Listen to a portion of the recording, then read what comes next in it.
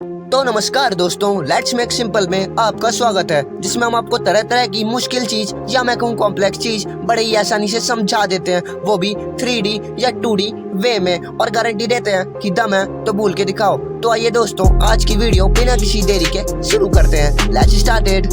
तो दोस्तों, आज मैं आपको बताऊंगा कि हमारे हिंदू धर्म में जितने भी देवी देवता का वर्णन किया गया है वह सभी आखिर रहते कहाँ हैं, उनका घर यानी कि उनके रहने वास का स्थल आखिर है कहाँ, स्वर्गलोक, नरकलोक या कहाँ पे, मतलब करंटली अभी वह सभी कहाँ रह रहे होंगे। तो आइए जानते हैं इस वीडियो के अंदर। दोस्तों, हमारे जो वेद हैं यानी कि हिंदू धर्म के सबसे पुराने और विश्वसनीय ग्रंथ हैं, जिनमें ये कहा गया है कि हमारे ब्रह्मांड के मुख्य रूप से जिन्हें अभी हम जानते हैं 3 आयाम है, जिन्हें अगर मैं इंग्लिश में कहूँ तो उसका मतलब है डायमेंशंस।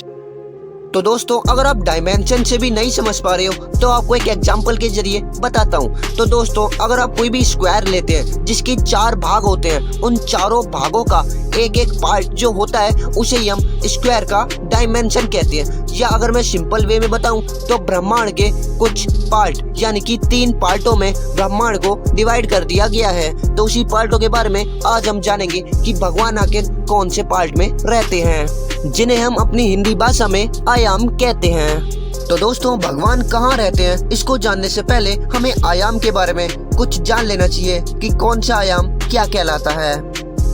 तो दोस्तों, हमारे ब्रह्मांड का जो सबसे छोटा पार्ट है वो है टाइम, यानी कि जो कि साइंटिफिकली प्रूफ है, और साइंस भी ये मानती है कि समय हमारे ब्रह्मांड का सबसे छोटा डायमेंशन है और हमारे ब्रह्मांड के 3 डायमेंशन में डिवाइड हो रखा है। पर दोस्तों, अभी हमारी साइंस इतनी विकसित नहीं हुई है कि वो उससे आगे के आयामों के बारे में जानकारी दे सके। मगर दोस्तों, अगर आप हिंदू हैं तो आपको इस बात पे गर्व करना चाहिए कि जो साइंस हमें इतनी विकसित या हम उसे इतना विकसित मानते हैं कि उससे विकसित चीज तो हम कोई हो ही नहीं सकती, वो इस चीज का वर्णन नहीं कर पाई है कि हमारे ब्रह्मांड में कितने आयाम पाए जाते हैं। तो वहीं दोस्तों, दूसरी तरफ हिंदू धर्म के करोड़ों अरबों साल पुराने वेद, पूजनीय ग्रंथ, उनमें ये अच्छी तरीके से वर्णन किया गया है कि किस आयाम का क्या नाम है और हमारे ब्रह्मांड में कितने आयाम पाए जाते हैं। तो दोस्तों, पवित्र ग्रंथों के अनुसार हमारे ब्रह्मांड में कुल 64 आयाम पाए जाते हैं, और हमारे जो देवी देवता हैं वो भी इन्हीं किसी आयाम या मैं कहूँ पार्ट में से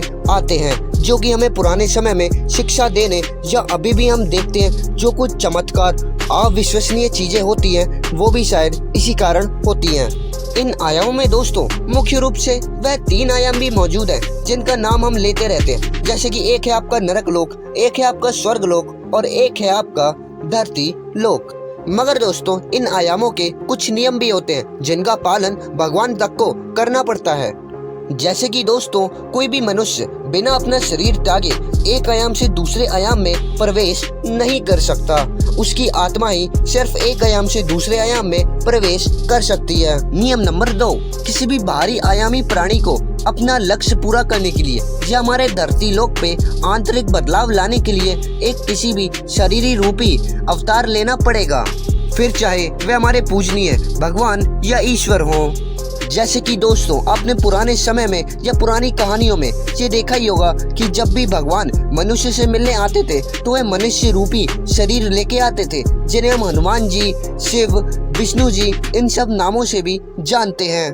और यह सिर्फ मनुष्य तक ही सीमित नहीं है, हमारे धरती लोक का कोई भी प्राणी ले लो या कोई भी जानवर ले लो, फिर चाहे वो हाथी, घोड़ा, कोई भी जानवर हो, अगर हमारे भगवान हाथी से मिलने आए हैं तो वह हाथी के रूप में ही आएंगे।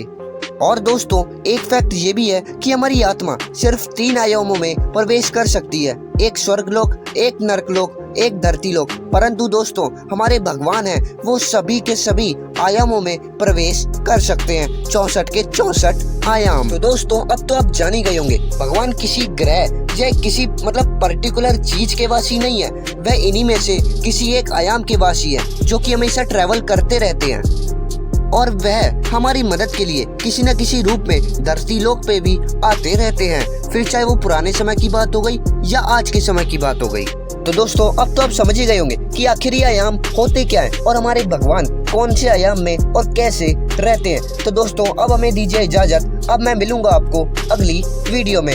और ऐसी वीडियो देखने के लिए और ऐसी कॉम्प्लेक्स चीज को बिल्कुल सिंपल वे में समझने के लिए हमारे चैनल को सब्सक्राइब जरूर कर दें। धन्यवाद।